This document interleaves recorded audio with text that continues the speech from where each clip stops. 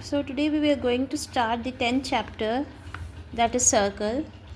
Here what is given before starting the chapter, some the basic understanding should be there. So I am explaining this part so that when this line beside the circle PQ is not touching anywhere to the circle, that such line is called as non-intersecting line. So for the first case PQ is non-intersecting, whereas in the second case when the line passes through the circle and touches the 2 points on the circle such as A, B, such line are called as your secant. PQ is called secant. So here in such case when the line touches the 2 points on the circle, that is A and B, such and passes through the circle, that line is called as secant. Whereas in the third case the line touches at one point of a circle such as A. The line touches PQ touches one point of a circle, that is any one point of the circle, then line is called as tangent. Clear? So based upon this, there is a first theorem we have to solve. The first theorem, the theorem says that the tangent at any point of a circle is perpendicular to the radius from the point of the contact. So it says that when the tangent at any point of the circle, I have drawn here, anywhere the tangent to the circle which touches the point which touches to the circle is perpendicular to the radius. When we draw the line from the center of the circle to the point where it touches the circle, the tangent which touches the circle, if we draw the line, this should be perpendicular to this radius of a what says tangent to any point of the circle is perpendicular to the radius through the point of a circle. So it will be forming the radius and it is perpendicular to the circle. Clear? So how we will prove? We have to prove that OP, we will write here the center is O. Here OP is perpendicular to XY. We have drawn the tangent XY. So OP should be perpendicular to XY. This proves your first theorem of circle. That is, we can write as, we have to prove OP is perpendicular to XY. So what we can say that this, we will draw one more point on Q, XY, that is Q, and we will join it from the center. So it touches the center circle at point R. So this OR and OP are equal. They are both are in equal size. Right. So I have written here OR and OP are the radius of the circle, and this OR is greater than OQ. OQ is somewhere here. So this much part is extra. So we can say that OR is greater than OQ. Correct. So we can have written OR is greater than OQ, and OP is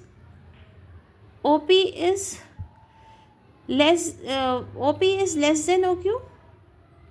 So OP is less than OQ. Right. So we have written OP is less than OQ, or we can say that OQ is greater than OP. We have said that OQ is greater than OP and OQ is greater than QR. That means that hence OP is the shortest of all the distance of the point O to the any point on XY. So it says that this proves that OP is the shortest to the any point. If we draw OQ is greater than OP. If we write somewhere here, if we draw the lines like this, if we draw some line here, I draw the point and draw the line, if we draw the point, wherever we draw the points on the XY and join to the center O, this distance will be greater than OP. So hence prove that OP is the radius of the circle and it is perpendicular to XY. So as we can say that it is perpendicular to XY. Clear?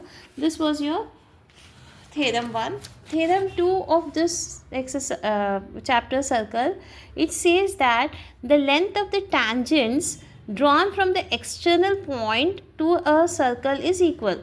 This is a circle, this is a one point. From here we draw the two tangents PQ and PR.